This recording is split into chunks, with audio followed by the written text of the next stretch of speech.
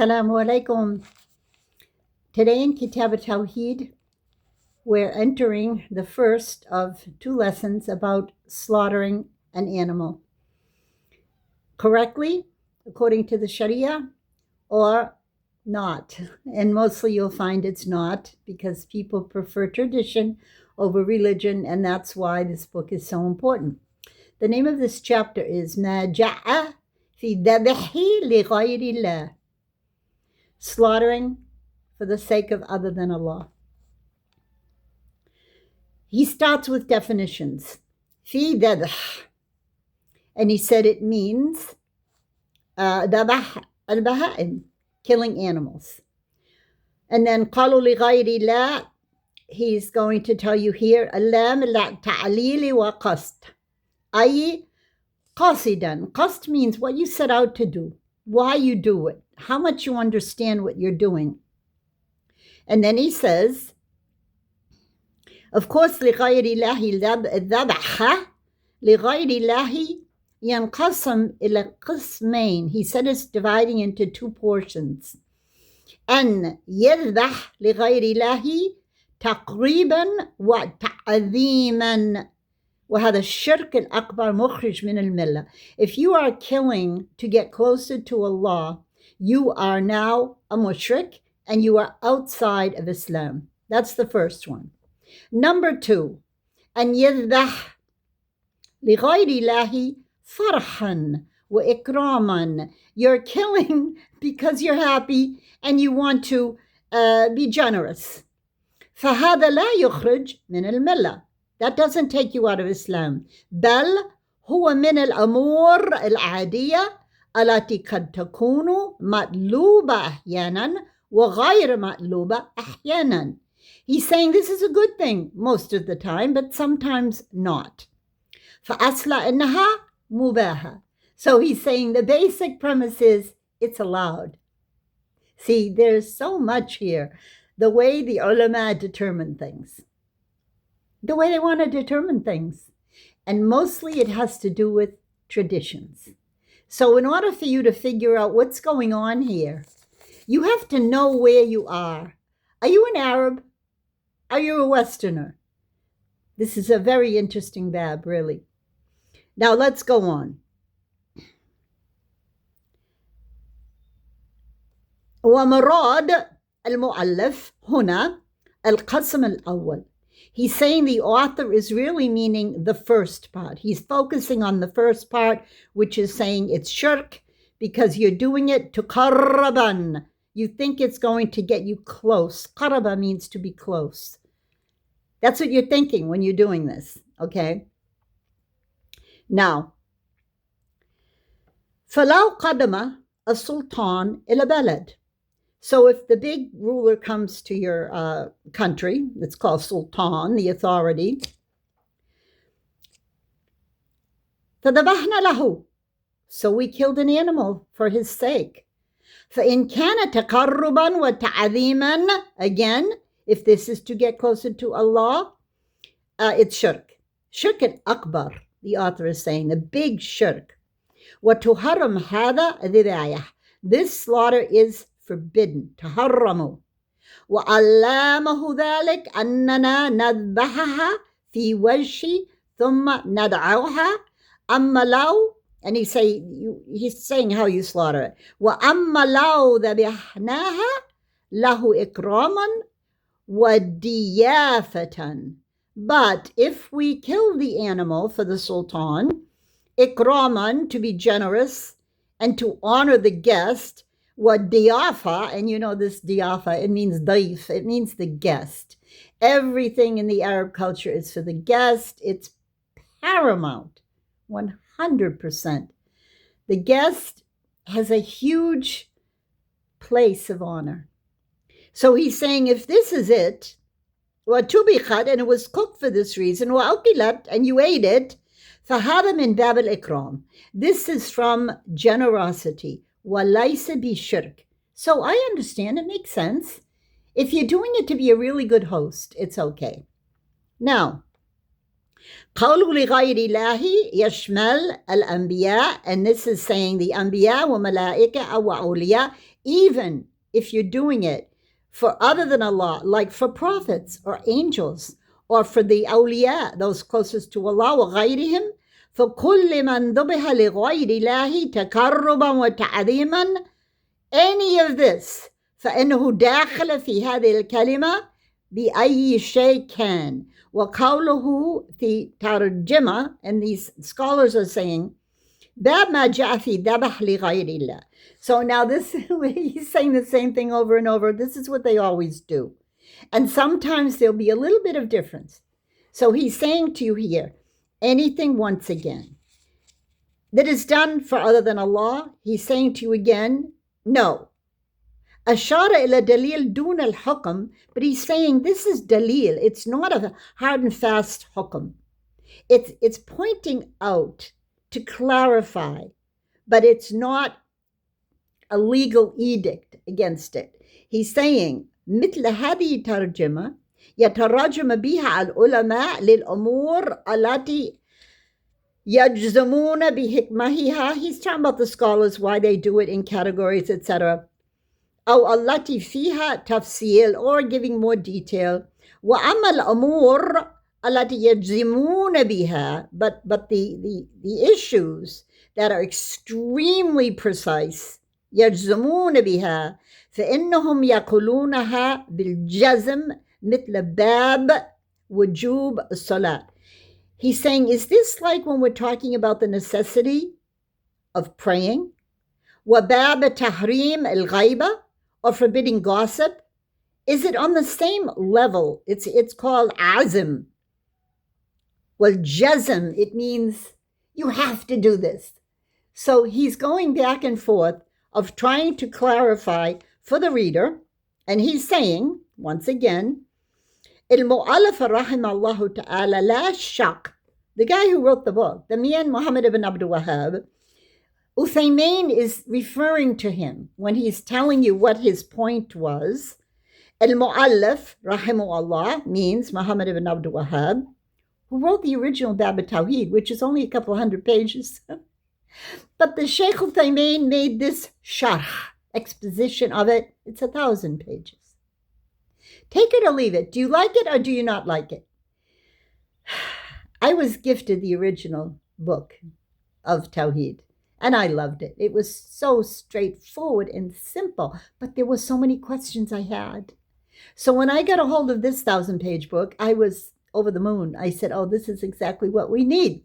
Sometimes less is more, but I'm trying to condense it for you because I love it and I know it's important, and I hope that you love it too, because you should love what I love.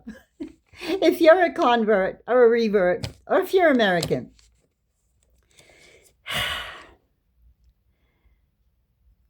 you need the lub of the Mawdua. You need the essential points. You don't need all this. So I'm trying to filter it, okay? It's not easy to filter it though, but I'm trying. Let's get on to what he's saying. He's saying there is no doubt that we can see that these things are forbidden if we're talking about slaughtering for other than Allah. Sabila taqarrub wa ta'zim. Remember, he uses these words, taqarrub wa ta'zim, about, this is the 6th time now. Annahu shirk akbar. It's a big shirk. لكنه but أراد أن يمر طالب على أخذ الحكم من دليل. He's saying, I want you to take your verdicts from proofs, دليل. وهذه نوع من التربية العلمية. Yes, I feel the same way. He's doing all this to raise you up in knowledge that you will feel فإن المعلم المؤلف يدع الحكم مفتوحة. He's going to give you an open verdict. ثم يأتي بأدلة. He's going to give you the proofs.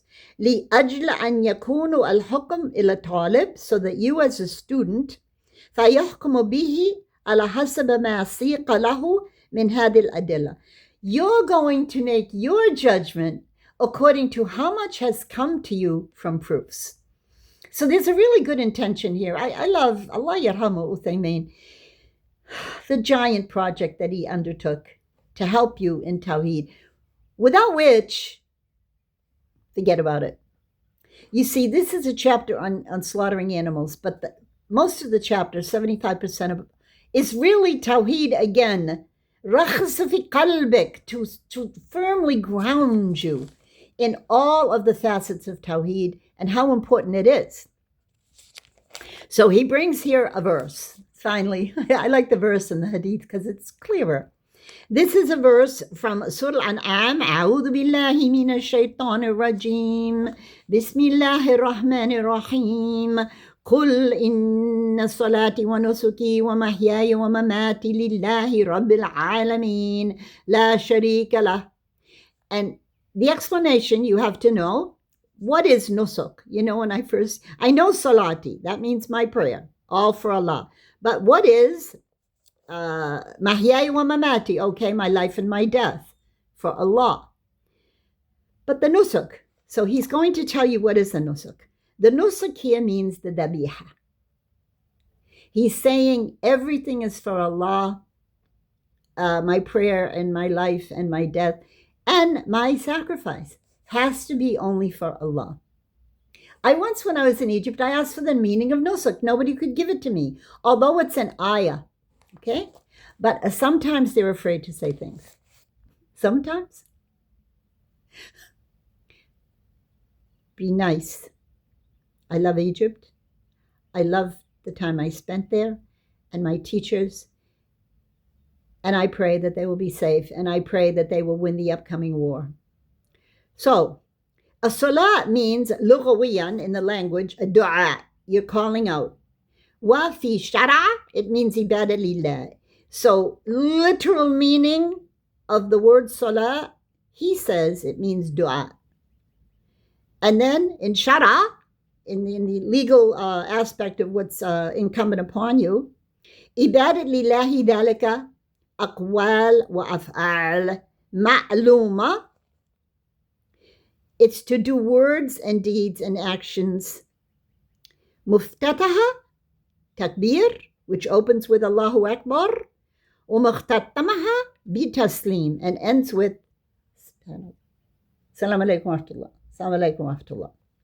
Nusuki, it means in lugha, ibadah, worship. Wafi shara, it means dabah al-qurban, killing the sacrificial animal. So now, there's so much of this here. I'm going down to the bottom of the page.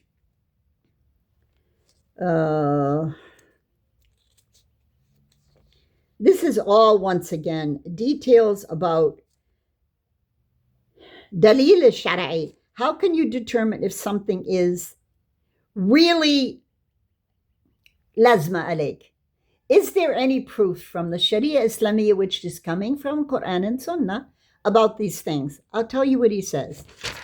And then maybe we'll just leave this because there's literally definitions here, so many, and we're already on 13 minutes. I think I'm going to jump right up here because these half-hour lessons, I'm worried that you don't like them. I'll go back if there's time. I want to get right up to, as we know, I'm not going to say I'm going to leave Tawheed. I'm just getting up to the good stuff, Quran and Hadith. There's another brief ayah here from Surah Al-Kawthar. فَصَلِّي لِرَبِّكَ وَأَنْحَرْ. We know this because we've all memorized Juz al-Amma. So he's telling you here, Anhar. What is Anhar? قَالُوا وَأَنْحَرْ الْمَرَادْ بِالنَّحْرِ الذَّبْحِ. So Allah says, pray to your Lord, وَأَنْحَرْ. Sacrifice. Because the meaning of the word means dhabh. أي أجعل نحرك لله كما عن صلاتك. So see, he's saying, just like the prayer, it mentions the prayer, you have to make your sacrifice to Allah alone, and you have to know what that means. You have to be taught and appreciate the limits of your nahr. You know, there's a beautiful hadith. When I first heard it, I loved it so much. It said, when you're afraid, it's a dua, actually. When you're afraid of the enemy, you will say, Allahumma ajalak fi nuhurihim, wa a'udhu billahi min shururihim. Oh Allah, I put you at their necks. and I seek refuge in you from their evil. I say it all the time. Let's say it again. It's so powerful. Allahumma. You're calling upon Allah by His names and attributes. Aj'alik fi nuhurihim. I put you at their necks. Wa'udhu billahi min shururihim. And I seek refuge in you alone from their evil. Don't you just love that?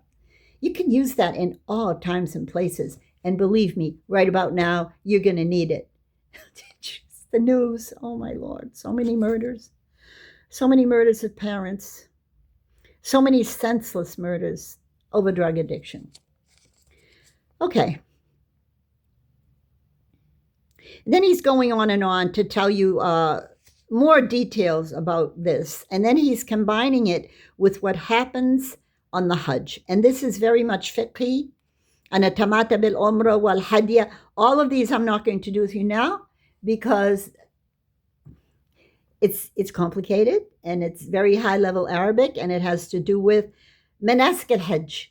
And so much of it has been criticized as not being done properly. When people go to Hajj, they're not informed about what Hajj really is. And the people leading them are, we say in Arabic, nusi.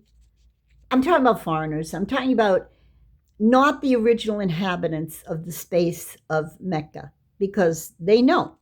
See, the problem is they know, but they're not sharing it enough with people from outside. Are there any laws against this? We're not supposed to learn Arabic. We're not supposed to really learn like the Arabs. Well, they're unwritten laws, but there has to do with territorialism, especially with men. I shouldn't say too much. I lived through all this. I lived this story, which is why I'm so radically, shall I use this word, mutahamisa. Hamas, it means enthusiastic. Did I just say Hamas? Oh no! Give me a break. Give me a break, will you? I'm sorry to be too colloquial or to be so... I'm trying to follow the sunnah of the Prophet Muhammad. I'm trying to be gentle and respectful. And when you go to Ahl Fir'aun, meaning all the bad rulers who rule as tyrants, that's what it means, you must speak to them gently. I'm not really speaking to them. I'm speaking to my fellow Americans about these things so that you will be aware that all that glitters is not gold. So when you go on a Hajj or an Umrah and you see all of this amazing, so beautiful, it's above description that you would see this stuff. Well, same thing in Abu Dhabi too, and Dubai. But then you see also alongside it so many bad things. So I don't want to be a Pollyanna. A Pollyanna means somebody that's so sweet and she only looks at the good side of everything and she smiles and says, beautiful, and never criticizes. No, I do both because I've lived this for too long. And at my age, I'm going to say everything. Okay? So that's one that you could really benefit by. At least you know the meaning of nusuk. Let's give you another, my favorite things, which would be hadith and etc. So now on this one, and Ali, and you know Ali, he was a khilaf, he was a caliph, Ali, the fourth caliph. And Ali, radiallahu anhu, قال, حدثني رسول الله. Prophet Muhammad said to me, sallallahu alayhi wasallam, bi arba kalimat. He said 4 words. La'ana Allah. Well, by the way, kalimat is a plural of kalima, and it can be one word or a sentence. Let's not go to Arabic grammar, because if they're telling you the word kalima is a sentence, and then they're telling you the word kalima, singular, noun, you're going to say, huh? Well, no, that's why we're not doing Arabic now, okay? We will. If I have breath in me, one of my goals is to teach you real Arabic grammar. No holes barred. Proofs? Quran and Sunnah. فقط لا غير. Only. So, 4 كلمات. لعن الله من ذبح لغير الله. The curse of Allah is on anyone who slaughters for other than Allah. La'na Allahu man la'na waliday. Curse of Allah is on the one who curses his parents. La'na Allahu man awa muhdithan. Curse of Allah is the one who supports muhdathan. It means the innovator, the one who's doing new things that have no basis in the religion. So if somebody comes along like that, you're not supposed to help them.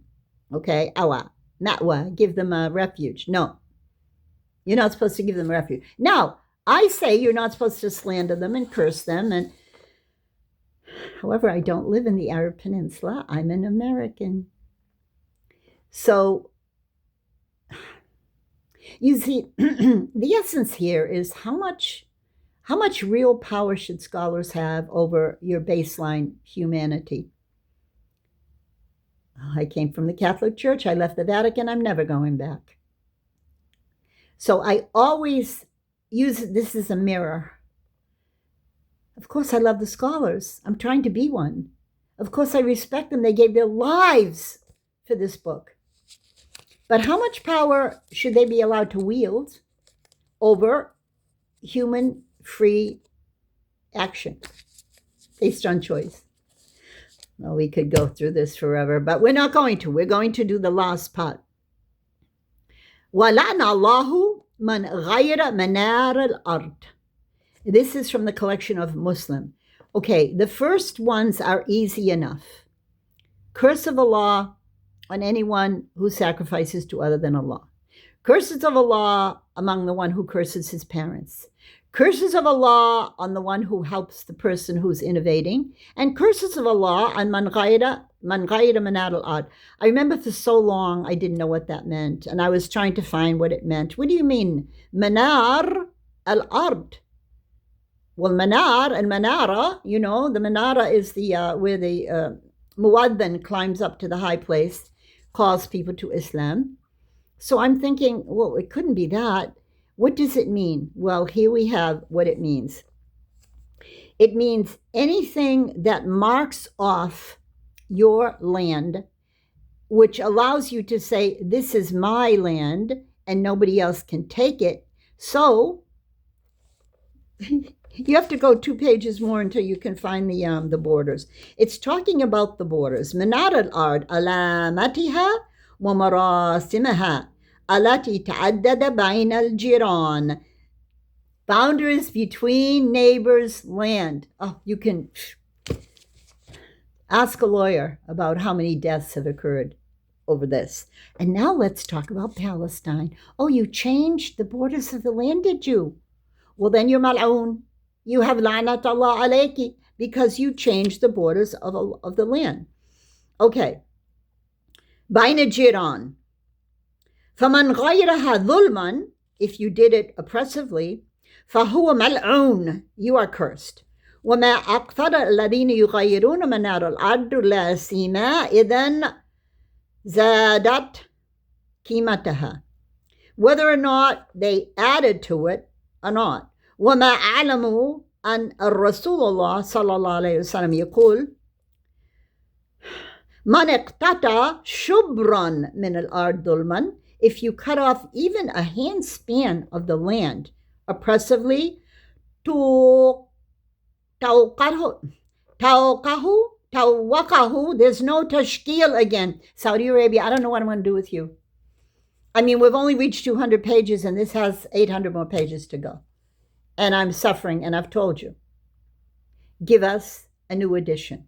We need to know how to pronounce Arabic. You don't want us to know? Why? Selfish? Vain? That's how the Prophet Muhammad described the bad Arabs. They think just because they know, labika bil-lisan al-qawl, yeah, they speak so eloquently. Yeah, how about us? Selfish. Can we learn how to do that? إلى حد ما, a bit. You want to keep us on the, the elementary level, ابتدائية. بس الله أعلم. هو بصير. هو عليم. هو يعلم بذات الصدور. He knows what's inside you. He knows your motives. Okay, so I'm just asking politely again. I think I'll ask in every single lesson.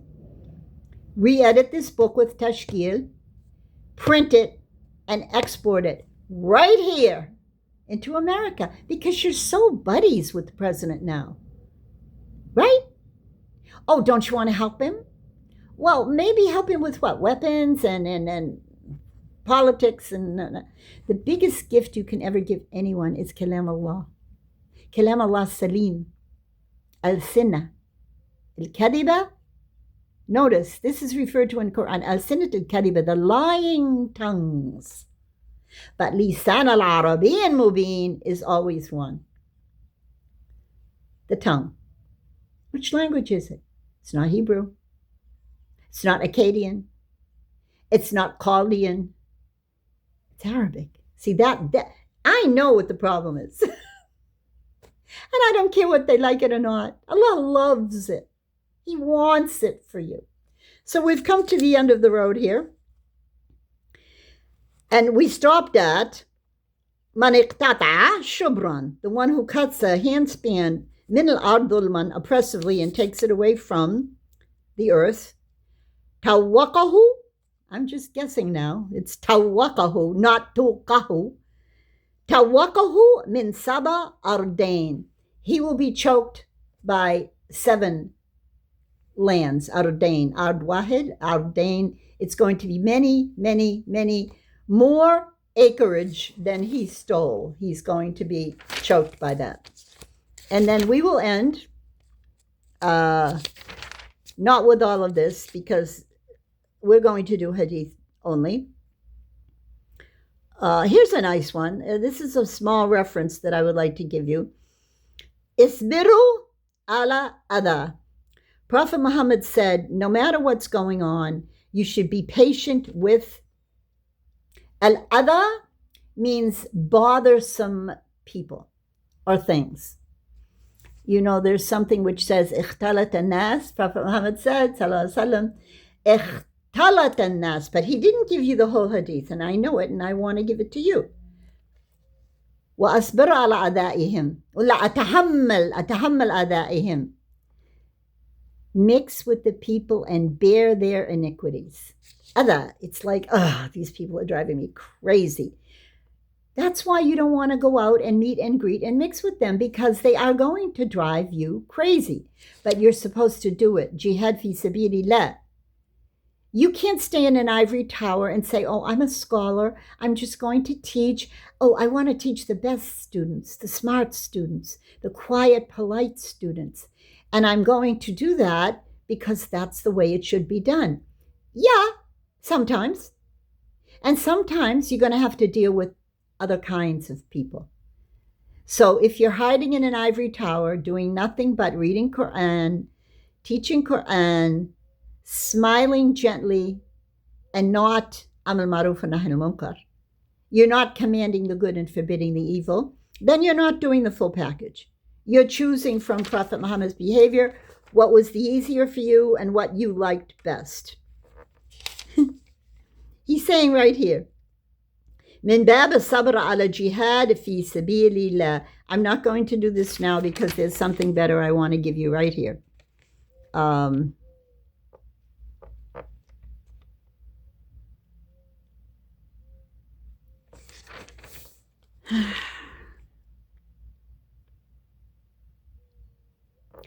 I'll end with this. This is a little bothersome, but we've already reached 29 minutes. Seems like everything's turning into a little over half an hour, right? This is a hadith an Tariq bin Shihab an Rasulullah sallallahu alayhi wa sallam قال دخل الجنة رجل في ذباب.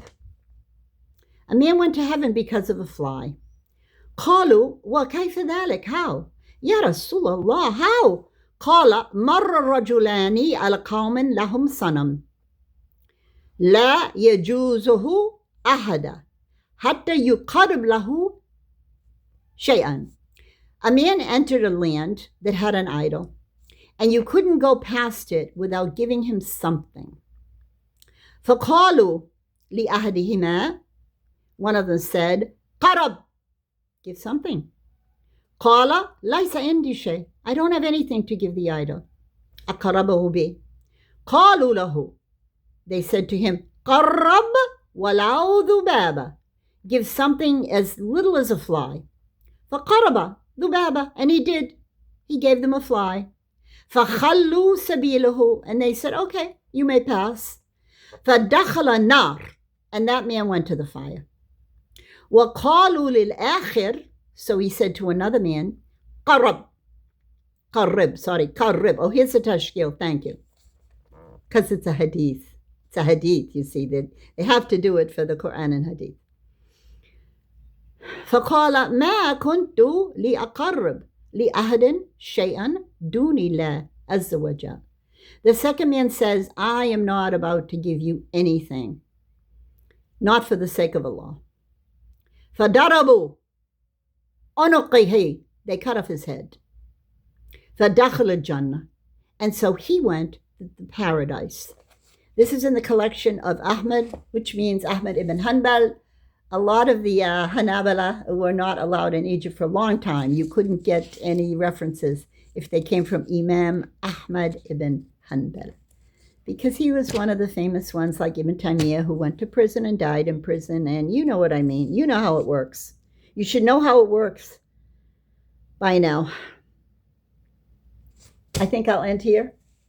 The next chapter is going to, you see, this chapter, you can say, was an intro about Aqidah, related to Mabadi', you know. The next chapter is more distinct, relating to the animals and how it's done, etc. The next chapter will be called لا يذبح لله مكان يذبح فيه لغير الله. This is a big mushkila now. The next chapter tomorrow is going to be don't slaughter. Where those who have slaughtered incorrectly slaughter. So you see, this is why, just a little tiny tidbit, 32 minutes, that's why they say there's no Islamic slaughter in America, because you're not going to find this. We'll see, inshallah. Al-Ghad tomorrow. Assalamu alaikum wa rahmatullahi wa barakatuhu.